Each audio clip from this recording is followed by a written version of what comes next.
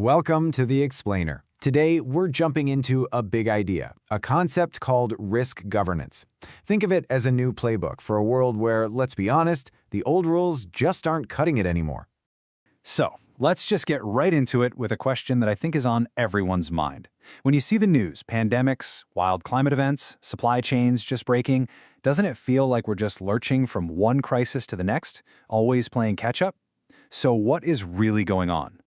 Well, the heart of the issue is pretty simple, actually. We're trying to fight new battles with old weapons.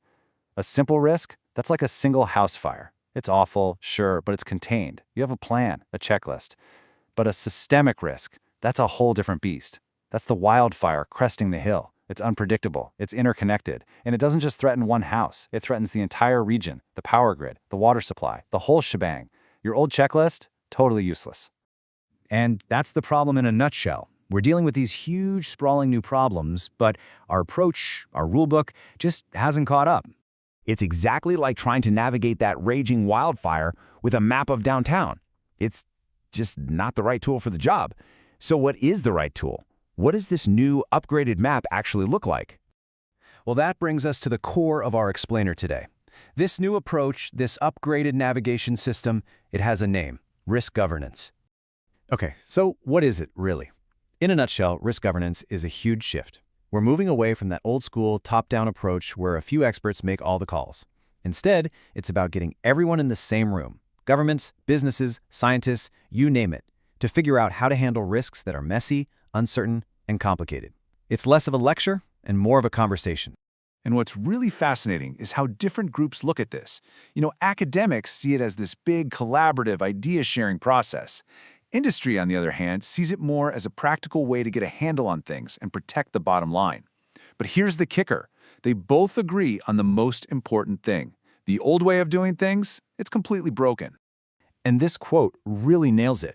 It's all about that shift. We're ditching the simple, straight-line model of find a problem, fix a problem. Life's not that simple anymore.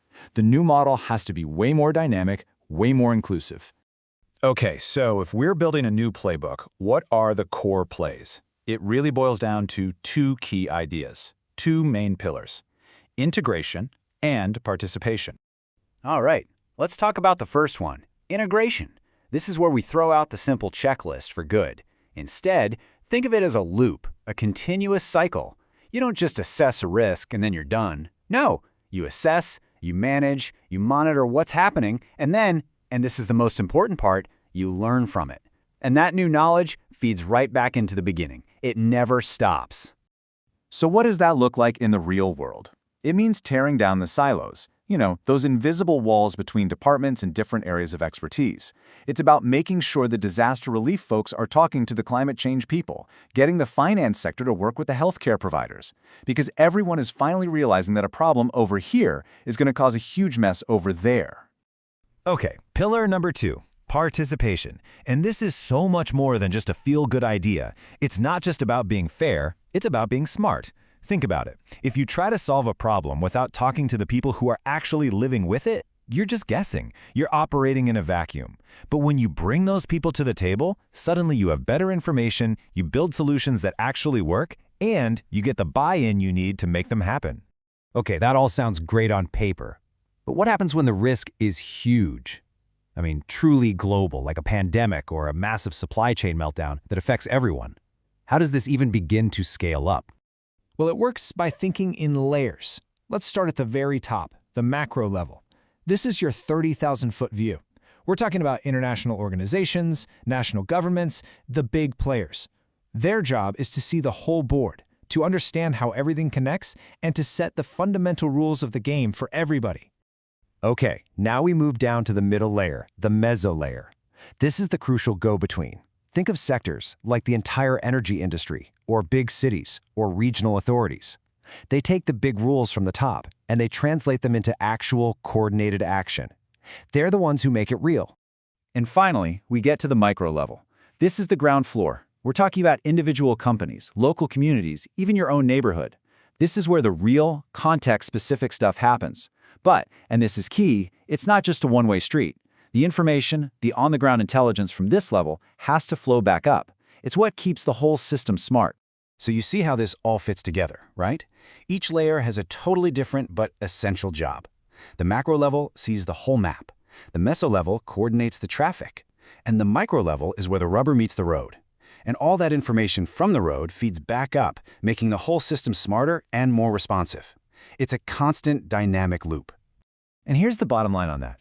Neither top-down nor bottom-up works by itself. You can't just dictate from on high because you'll miss what's happening on the ground. But you can't just have local actions either because they can't handle the huge cascading risks. You need both. They have to work together. Period. Okay, so let's pull all this together. What is the big final takeaway here? First, let's be real. This is not a magic wand. It's hard. Really hard. Getting people to actually share power, not just pretend to, that's a huge hurdle. You've got politics, old habits, people protecting their turf, and just the logistics of coordinating so many different groups, it can be a nightmare. But what this all really comes down to is a shift in thinking, a huge one.